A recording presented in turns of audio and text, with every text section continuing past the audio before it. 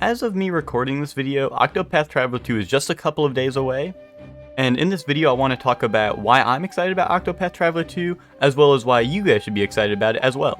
Octopath Traveler 1 came out back in 2018, and I remember before the game even came out, I was already following the release trailers, pre-ordered the game, got it when it came out, and I played it for about like 100 hours until I beat the game, and to this day it's one of my favorite Switch games of all time.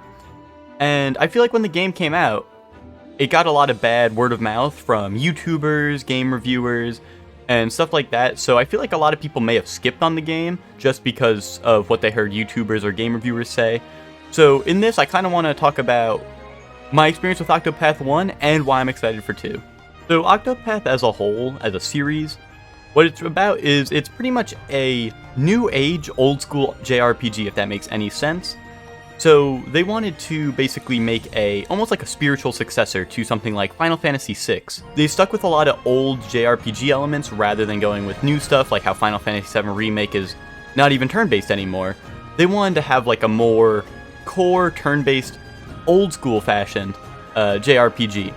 So expect a lot of old JRPG mechanics, whether you like them for better or for worse. I know a big for worse one would be random encounters, but those are in Octopath as well. Let's talk about what Octopath is as a whole. Let me get some of the things I can get out of the way first. So let's talk about the art style. The game has an HD 2D art style, which is where it has the like 2D pixel art sprites and stuff, but the world is very grandiose, the lighting is amazing, the water looks amazing. So I think this is a great art style for the game, especially with how they want this to be kind of like an old school JRPG, so it's kind of just like an upscaled JRPG, you know? Aside from that, there's the soundtrack. The soundtrack in these games I think is amazing. It's these orchestral arrangements, epic boss fight songs, there's just like calming like exploration themes. They have a wide range of music in these games, and I really enjoy all of it. Another great part of the game is the voice acting. The voice acting has a lot of love and care put into it. The characters, you can really feel that they're like emotional and in serious moments and stuff like that. That is another great boon for the game. The only problem is that the game is not fully voice acted, which I think is a downside with how great the voice acting is. I just kind of want more. I wish the game was fully voice acted, but all the voice acting in the game for the main story moments and stuff are all very, very good. When I played Octopath Traveler 1, I played it on the Switch. I think now it's available on Steam, and I think 2 will be available on Steam as well. But I think this is a great game for the Switch because a lot of games I have on Switch, like Monster Hunter, are games that are too actiony, and I have a hard time playing them on the mobile controls, which is why I don't use my Switch in handheld a lot. But like Octopath being an old school JRPG, I actually find it very easy to pick up and play if I'm on a car ride or if I was like waiting in between my college courses. So this is a game I think actually benefits a lot from being on the Switch. So the story in Octopath 1, at least, is the characters start in their 8 corners of the world, 8 main characters, and they all start in their own place, they all have their own story. And basically, once you play as whichever character you choose to start with, you'll go around and you'll be able to find the other party members, and you'll be able to basically go through their stories with them. So the stories aren't super interconnected. In Octopath 1, there was a side story that led to a super awesome endgame boss, and connected all the stories, but it was actually side story content that you could have missed if you didn't do all the side stories. So the main story is basically every character's individual arc, and you can go through it with the party, of course, because the game has a party system. Each of the characters, they don't really interact in each other's stories, which I think is a downside to the game, but each of their stories are so engaging, and I really enjoyed all of the characters' individual stories. So I really enjoyed it, even though like the characters don't interact too much inside of each other's stories. It's hard to give like an overview of the story because, like I said, each character has their own individual one. But there's a lot to like some characters have more emotional stories, some characters have more lighthearted stories, some of them are like about revenge. So there's a lot of cool stuff in these stories. Some of them even have good twists and turns as well. So there's a lot to like in the story of Octopath, and honestly I thought it was a high point of the game as a whole. Now for the gameplay of Octopath, it's very inspired by the old school JRPGs I've been talking about. So you're going to have your basic attack, you're going to have abilities you can use that cost mana, you're going to have items you can flee like random encounters, and you also have a defend. So that sounds good and all, but what makes Octopath unique? So Octopath combat has a break system where enemies have different weaknesses, whether it be to a certain weapon type like daggers, staves, swords, or it might even be elemental, such as light, dark, fire, wind, stuff like that. So you're not going to know the enemy's weaknesses right off the bat, so you're going to have to find them while you fight them. And once you hit the enemy with their weakness, their defense gauge goes down by 1. Every enemy has a different number of defense gauges, pretty much. But, let's say it's 6. If you hit them with their weakness 6 times, then they'll break, which means that they're going to act that turn. It skips that current turn, but it also skips their next turn. So this is kind of how you want to disrupt enemies. So if you're like in a bad spot, you could disrupt the enemy, make sure they don't get their next turn, and then you guys can either heal up, or if you're really close to beating them, you could unload and kill the enemy in 1 turn. While the enemy is broken, they also take more damage from all sources. And another thing that really helps with the break system is the boost system in Octopath. So in Octopath, every turn you don't use a boost point, you'll be gaining 1 boost point. And what boost points do is basically on your turn you can use from 1 to 3, and it will boost your next move that you do. So if you use 1 boost point on your basic attack, then you'll attack twice. If you use 2, you'll attack 3 times, and so on and so forth. But also they can boost your abilities. Different abilities might have different effects with the boost system, like if you buff someone, it might just last longer turns, like instead of lasting 2 turns, it'll last 4 turns. But you also just have your big damage ability. So if you have a really, really good ability that does massive damage, you can activate all 3 of your boost points that you can do in 1 turn, get max boost, and then unload this huge ability on a broken enemy, and that's how you're going to be getting your massive damage in Octopath Traveler. And a very fun part of the Octopath combat, in my opinion, is the ability to switch jobs. This is the class system, so like, healer, mage, stuff like that. They're called jobs in Octopath. I'm going to be switching between class and job just because it's confusing sometimes, but you can basically multi-class in this game. So your character has their default class that they start with, and they're going to be stuck with that for a certain point in the game until you unlock multi-classing. But once you do get multi-classing, whenever you change your character's job, they're going to keep their main job on top of it. So if your character's a mage, but you also want to multi-class him into healer, they'll have both mage and healer abilities, and you'll be unlocking job points as you do combats to unlock more abilities for either of these classes. You can choose where you want to spend them on. And you can also unlock passives from other classes that can stay with you even when you leave that class. There's some interesting combos you can get with this, and you could have a mage that's a healer, and then have a healer that's a mage to kind of double down on their abilities if you really like those 2 classes. So there's a lot of interesting things you can do with this, and I think the multi-classing makes the game a whole lot of fun. I think that covers a lot of the basics of combat in Octopath, and what makes it enjoyable just at a simple level. So let's move on and talk about another big portion of Octopath, the exploration. Octopath Traveler 1 had a very big world, and in that world there's a lot of towns, there's a lot of trails where you'll encounter enemies, but a big portion of the exploration in Octopath is the path action system. So this is basically unique ways each character can interact with NPCs in the world. So for example, in Octopath 1, you could challenge an NPC to a fight. Let's say if they were blocking a door and you wanted to get inside of that house, you could challenge an NPC to a fight in front of their own house or whatever they're guarding.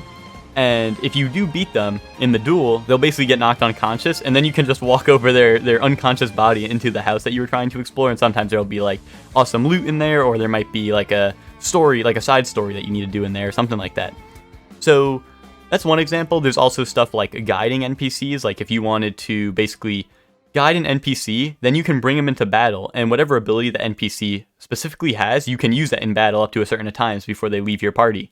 There's a lot of cool stuff where it's a good cross between exploration and gameplay, because some of them have very, like the guide system, like you can literally bring them into combat.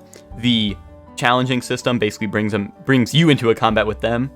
So it's a nice unique way to interact with NPCs, and sometimes they're actually used for side stories to solve kind of like puzzles, where someone might be like, oh, I really need a doctor, so you can guide a doctor from like another town to this person, and then you'll get the side story complete. And the side stories in this game, they actually don't really handhold you at all, so there's no like journal or anything. This is kind of back to the old school JRPGs day where you might actually have to write stuff down on pen and paper if you want to like remember all this. Yeah, so there's no hand holding when it comes to side stories, and there's no like markers even, so you'll have to like find your own solutions to these, and sometimes there's actually even multiple solutions. But that's another cool thing about Octopath, is I like when games don't really just give you the answer to side stories, and I like when they're actually like a little bit of a puzzle to solve, and you can find a way to solve these side stories. So I thought that's also another neat thing in the exploration of the game. Now that's enough about Octopath 1. Let's talk about what makes Octopath 2 unique. The game does have a day and night system. and it actually is just activated in real time by a press of the button, and basically people in the town might change where they're standing, or new people might show up, and even on trails where you might find enemies and stuff, even there's new stuff there. Some enemies might only show up at night, or there might actually be different people on the trail depending on what time of day it is. And also, that ties in with this, is characters in Octopath 2 now have 2 path actions, but it differs depending on whether it's day or night. So you can change it at the flick of a button, but also if the characters around you are changing, you might not be able to do the path action you want, the same NPC at nighttime, because maybe they're in somewhere that's inaccessible or they're not there anymore. So now there's a little bit more to, like, I guess the puzzles and stuff of the side story. And also, it kind of like doubles the content of the game. I'm a little skeptical on the system as a whole because I feel like it is kind of like a cheesy way, maybe, to extend the content of the game by basically having 2 maps of every single area and basically just changing it with a click of a button. But in the demo, actually, so far, I actually did enjoy it. There were some neat little, like, puzzles and stuff you could do with it. And just, like, you know, stuff you could figure out just by switching between day and night and messing around with the system. So I think the demo did give me a good perspective into it, and I did enjoy it in the demo, but I hope in the main game it doesn't get a little, like, grindy, I guess, where every single time I go to a new area, I'm gonna have to walk through it once in day and one at night. But so far, I have enjoyed the system, but this is the one I'm most skeptical about in Octopath 2. The next big mechanic that is new to Octopath 2 specifically is the latent power mechanic. So now each character in Octopath 1 had like a talent where some character could always lockpick the chest, some characters could one character could discover the one weakness of an enemy every time he entered combat. So there's stuff like that, like talents, and that's back in Octopath 2 where characters have different talents and stuff. But the latent power mechanic is now like a battle mechanic specific to the character. So the character I picked was Oswald. He's like a mage. And his latent power ability was, he in turn, one of his AoE, area of effect, that spells that attack multiple enemies. Instead of having it attack multiple enemies, he can use his latent power to make it target one enemy. It does massive damage to a singular enemy rather than hitting all the multiple enemies.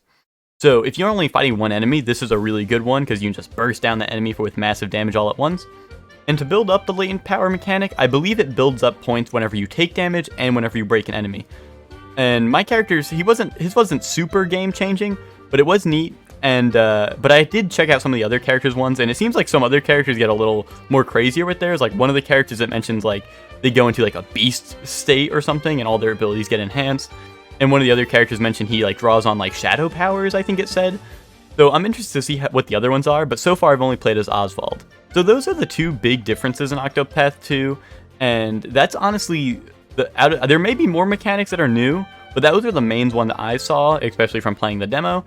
And I don't like, there's not too much different in Octopath 2, but personally I love Octopath 1 a lot, and if they just gave me, you know, Octopath 1 everything, but it was a new story and new characters and stuff, I would have loved it. So this is kind of like a bonus for me. But it is, I'm very excited because, like I said, I just kind of wanted more Octopath 1, and this is kind of what they're giving us, it's Octopath 1, you know, everything's like newer and fresher, there's new characters, there's a couple new mechanics to you know, delve into, and stuff. I'm sure there's going to be more classes in this game, and classes are going to work differently. They already do work differently from what I've seen, but there's cool new stuff to look forward to. And honestly, it's not too different from Octopath 1, so don't expect a complete rework, but if you enjoyed Octopath 1 and you kind of wanted more when you beat it, this should be exactly what you're looking for. And if you've never played Octopath 1, but you thought this was interesting, it seems like the story is completely fresh with 8 completely new characters.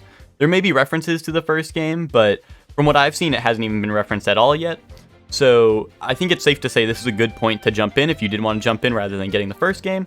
And the demo is free right now, and like I said, you can carry over your save to the main game, so I would recommend that to anyone who found this video interesting so far. So that's why I'm excited about Octopath 2, and I hope I can kind of share my excitement with you guys, because the main reason I was making this video is pretty much because I feel like a lot of people, like I said, overlooked Octopath 1 or had never heard of it because it got kind of bad reviews, or just bad word of mouth, to be honest. I think the game was reviewed fine, but there was a lot of bad word of mouth with YouTubers and game reviewers saying the dialogue's repetitive, this and that, which maybe it is, but personally I didn't find it a problem, and I actually really enjoyed it, so I just felt like there was no one to talk to this game about. Like, a lot of my friends hadn't heard of the game or played it, so I hope that you guys are now hopefully excited for this game, because, you know, the more games the merrier. I'm not trying to be a sellout, but, and also this isn't like sponsored or anything, but it's just a game series I really enjoy, and I would like to see more people also enjoying it. So I hope I can share that experience with you guys.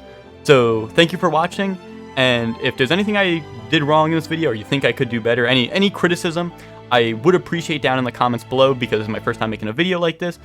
But I hope you guys enjoyed it, and I hope it was informative, and I hope I did a good job. And hopefully, you guys will be enjoying Octopath 2 as well. So thank you all for watching, and I'll see you all next time.